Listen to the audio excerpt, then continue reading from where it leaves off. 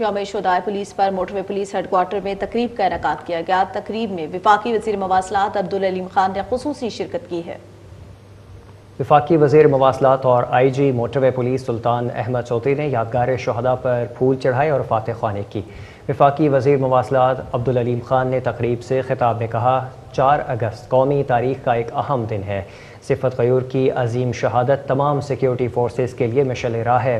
Motorway police کے 59 شہداء سمیت تمام شہداء کی قربانیاں ناقابل فراموش ہیں۔ پیٹرولنگ افسران کے تحفظ کے لیے ٹول پلازوں کے قریب جدید پولیس سٹیشنز، پارکنگ اور ایمبولینس سروس قائم کی جا رہی ہے۔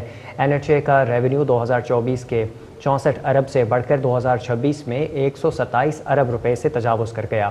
گلگت بلتستان سے لے کر سندھ، بلوچستان اور پنجاب تک موٹر ویز کی تاریخی توسیع کی جا رہی ہے۔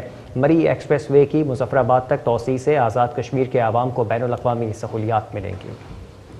اگست کا یہ دن ہماری قومی تاریخ کا وہ درخشاں اور باوقار دن ہے جو ہمارے پولیس کے جانباز اور سرفروش جوانوں کے خون جگر سے لکھا گیا ہے۔